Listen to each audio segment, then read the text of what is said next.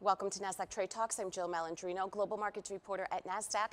Joining us at the MarketSite studio in Times Square, New York City, we have Jarvis Sam. He's a former Nike Diversity Chief and Advisor to 10,000 Coffees. We also have Dave Wilkin, CEO of 10,000 Coffees. We're going to discuss which DEI strategies are working and not working, and how technology plays into the role of sustainability DEI strategies. It is great to have you both with us. Before we get into the interview, Dave, how'd you get the name 10,000 Coffees? So 10,000 Coffees is a mentoring and networking platform, and 10,000 is the most quantitative measure of an expert, becoming an expert. And Coffees is how people learn and get career opportunities. And so 10,000 Coffees helps people scale how people learn and grow and get career opportunities from each other. Jarvis, what DEI strategies are backfiring and where are they successful? Systemic solutions are absolutely critical to drive great progress. So many companies are focusing largely on programmatic or initiative-based approaches. It's not being linked to the corporate strategy and only to people strategies, and it's creating very limited opportunities for what growth looks like. You see organizations talking a lot about diversity recruitment, not considering approaches to development, succession planning, and high-performance teaming, which is even more complicated by hybrid working spaces. How we come together and connect in community is often lost.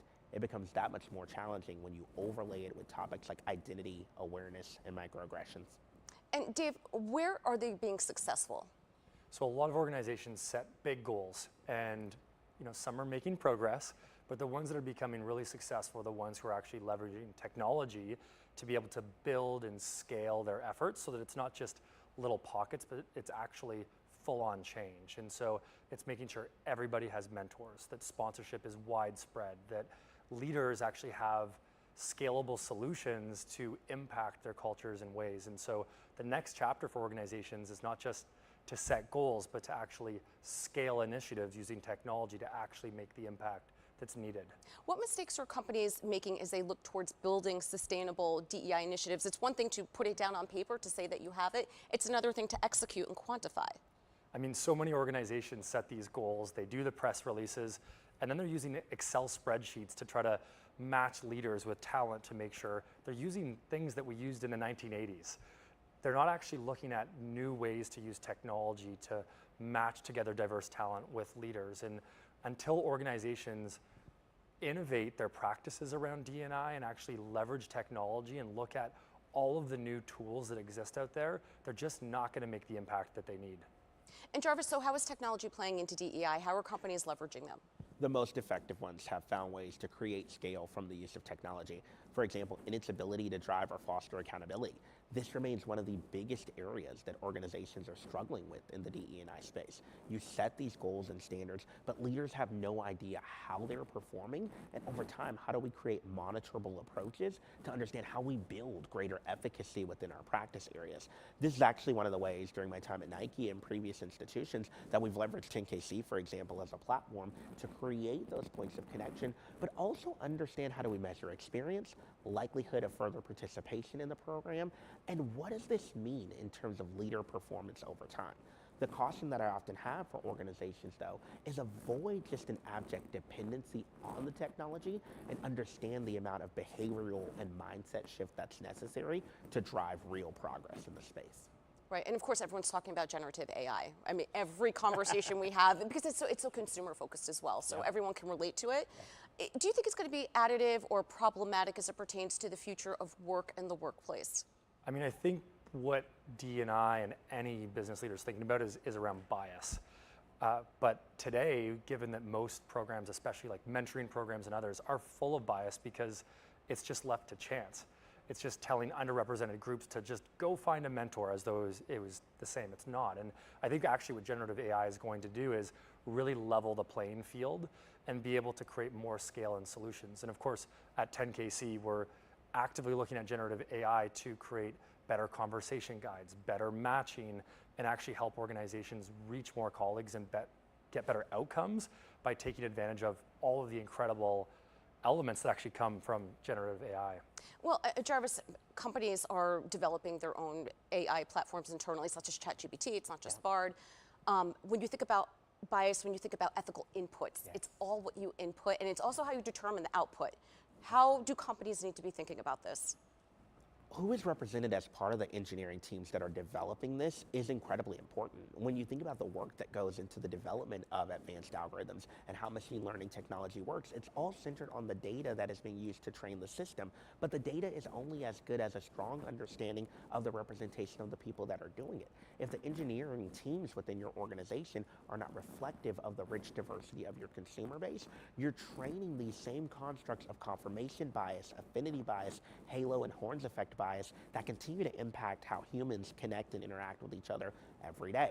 And so while generative AI has a ton of great potential to create scale, access, and opportunity, one of the caveats that I have for teams is recognize that by building highly representative teams to support this work, you avoid the scaling and ensure the mitigation of some of the same type of biases that we attempt to train our teams on or around. Right, and it's also too, once the data comes back out, it's how you interpret it. Are you cherry picking the data? We see this in academic research all the time. So, what do you do with that data is just as important as what's going in. Yes. When you think about DEI programs and how it's reflective in the investment community, do you think it plays into valuations and investor sentiment? Absolutely. I think if we see any more reports about how diverse and inclusive teams create better performance, I think we'll all be blue in the face. Like, it's very clear that diverse, inclusive teams create better results. Now, what organizations and what investors need to think about is, are organizations solving that on scale? Do they have access to things like networks, mentors, sponsors, onboarding programs, or are they just hiring underrepresented groups and not actually integrating them in the right ways? And so, I mean, investors are always looking at what's the highest performing organizations, and I think we all know the more inclusive, the more that have scalable offerings will actually have the highest performing teams. And investors are now asking, including organizations like ourselves, what are you doing? How is your diversity programs actually getting scale, impact, and measurement? And so I'm quite excited about that. Jarvis, you brought up something in the beginning, how hybrid work environments impacts the way, or changes the way DEI is thought of.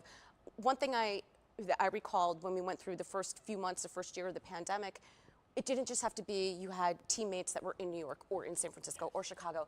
The geographical diversity, the experience diversity, I thought more fresh ideas, not thinking so New York centric, West Coast centric. I think there's something to be said about that as well. There is a silver lining to that. Absolutely. We have to understand intersectional approaches with this work.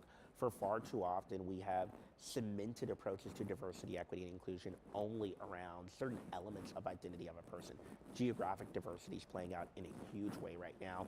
Difference in ages, as we think about 6 generations being represented as part of our current workforce, all play into how we think about who is in support of hybrid working environments, where it's not working, and how we think about the need to retool and retrain teams to drive efficiency over time.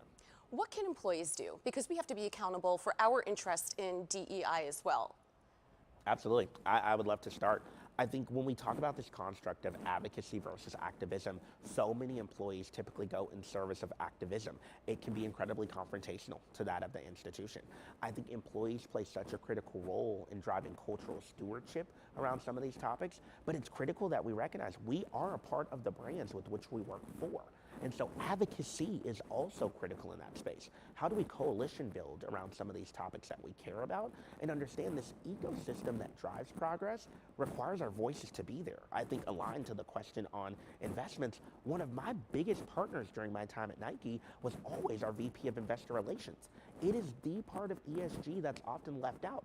The Chief Diversity Officer and Head of Investor Relations must be aligned to ensure that this ecosystem of employees, consumers, how we do great brand work and product work, feel deeply congruent.